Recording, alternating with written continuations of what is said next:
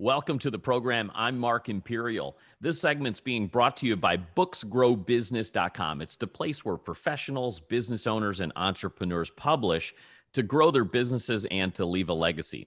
We're doing a series of business spotlights on remarkable people, places, and things from around the country and even in your town. Joining me on this segment is Adam Kontras. He's in North Hollywood, and he's the first and longest video blogger, as well as he runs rentthedelorean.com. Fascinating. Adam, welcome to the program. Welcome. I was laughing at how my beard looks. They must think, man, this guy's been doing the video blogging for 50 years. Look at how old. I'm growing this out for a movie part, and every time I look at myself, it makes me jump, dude. This is super fun. You do a lot of stuff. You do a lot of crazy, different stuff. So tell us first and foremost a little bit about rentthedelorean.com. Simply put, I thought it would be a good business to rent out the DeLorean time machine from Back to the Future. Looking for an investment. I have a bunch of video editing skills. I live in Los Angeles. It just occurred to me in about 2014, I bet I could do this. So I found a stock DeLorean, had it built, found different parts, and started renting it out. And my goodness, it kind of blew up. I wasn't ready for just how popular it would get. And it kind of changed my life. It changed everything that I do because it's almost passive income. Other than getting the car there, it kind of sells itself. I don't have to sell anything. You know what I mean? Like, if you like Back to the Future, you like that car. And, so who are the type of folks that are renting the DeLorean? Are they from all parts of the country or the world even? Yeah. I mean, what happened is because the website itself got so big, I ended up getting calls that I can't personally do. So I try to find a person in that area of the country that can fill that need. And you start to make a little network and so forth. I don't do that too often, maybe 10 to 15 times a year. It'll be somebody other than me.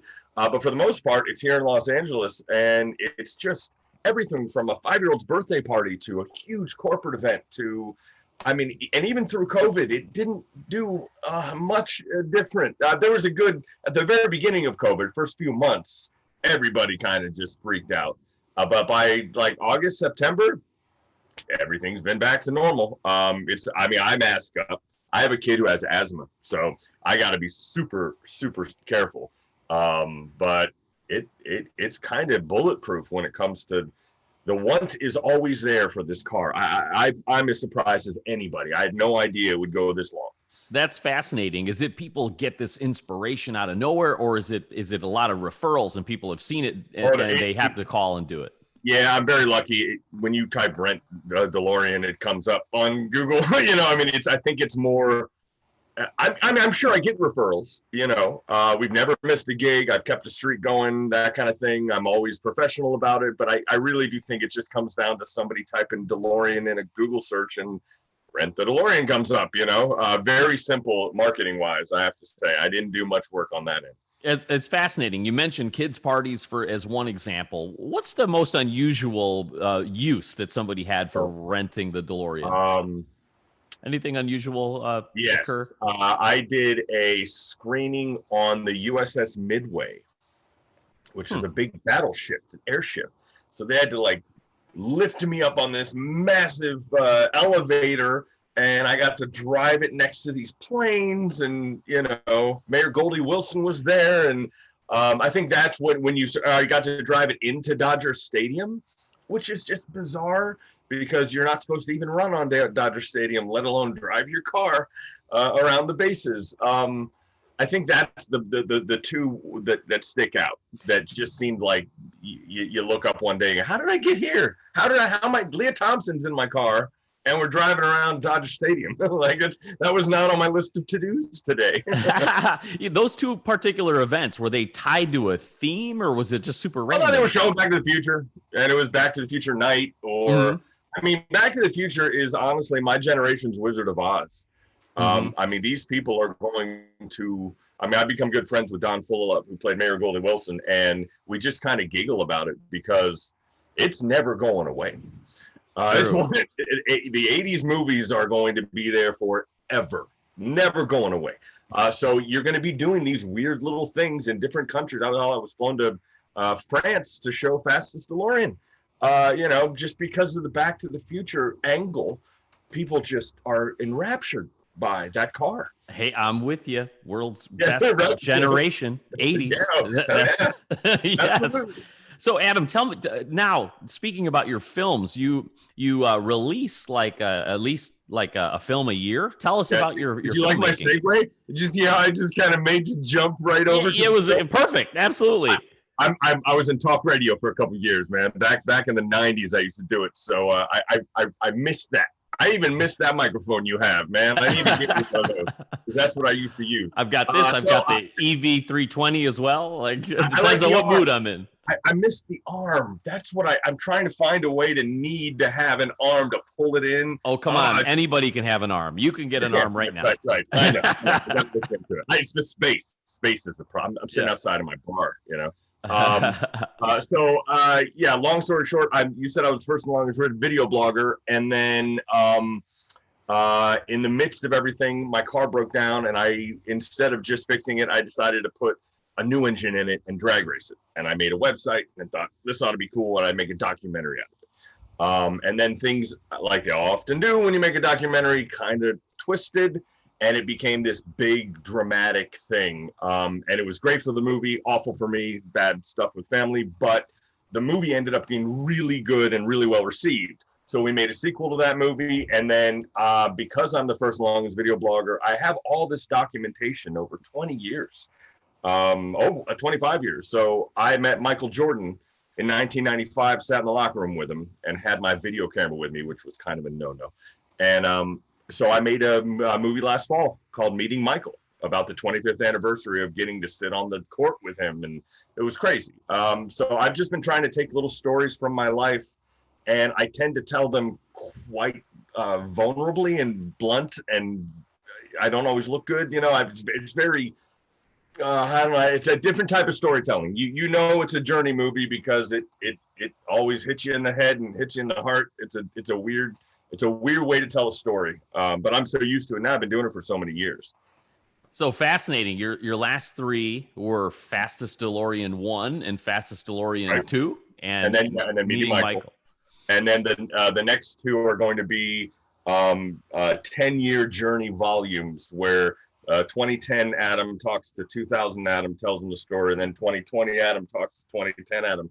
And I think that's a neat way to show people who don't want to sit through a 20-year video blog. Nice little 90-minute segments of all the ups and downs in a creative and fun way. And it keeps me grounded. It keeps me accountable to whatever I thought I was going to be doing. I think a lot of the problems with social media now is that the second something is egg on your face, you erase it and you just keep going. And I'm like, yeah, I think there's something to be said for telling the truth. And if you thought this was going to happen and it didn't, don't run from it. Embrace it. That's who you are. And I think you learn from that. I like that new concept, though, of kind of compressing that conversations with you and speaking to yourself 10 years in the past and in the future. That's really cool. So tell us a little bit. You're in LA now, in North Hollywood, to be specific. Have you always been there? Like, how'd you get there? Did you know before you were starting you're from Ohio. So yeah.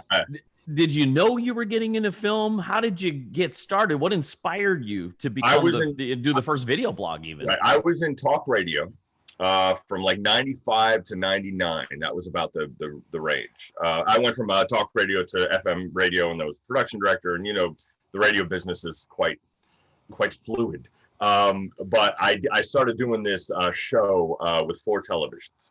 And it was very video intensive. So I would stand on stage and there'd be 4 of me in each of the TVs, and we were a mock boy band that hated each other. So we'd sit there and sing and fight and so on and so forth. And I thought, man, that's a good idea. I'm going to go to LA and try to get that scene on a national level. So in January 2000, I made the move. And that first night at the first hotel, I uploaded a little video to all my radio listeners because I had a nice email list.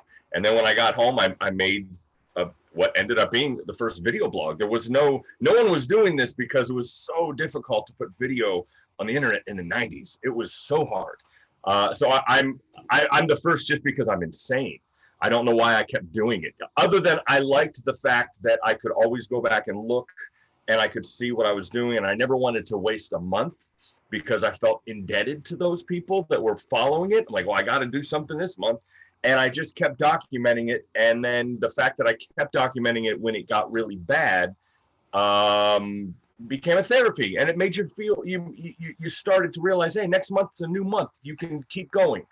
I think that's the accountability thing I was telling you about. I think it's super important to not erase. The entire journey's still up. You can see everything that happened.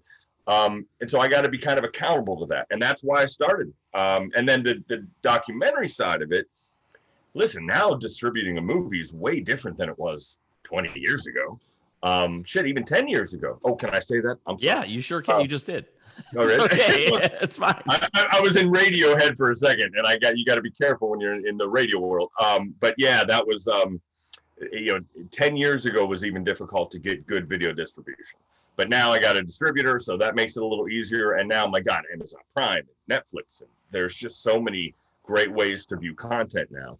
And the best thing now is you can find your tiny little niche and play to them and make a living. It might not be an Oscar-winning movie, but there's a group of people that are really rabid and supportive.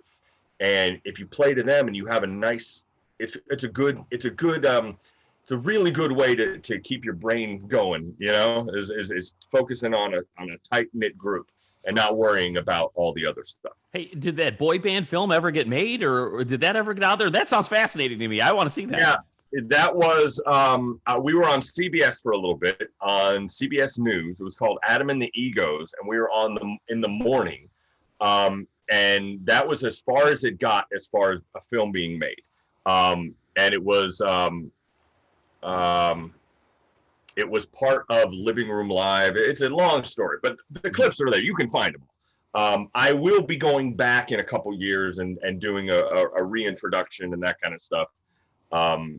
It was never thought of as a film. That's the problem. It was a stage show, and then CBS picked it up, and so then I kind of catered it to what they were doing and the interactions. We got to be on the Price is Right set, which was neat.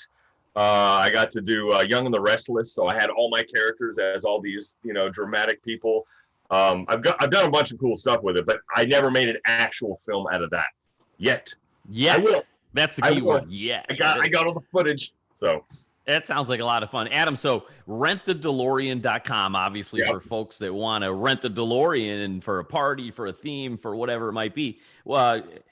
With your other film productions, and you mentioned the footage that's still there on your whole journey. Right. Where do people go to find that? And the journey is theofficialjourney.com.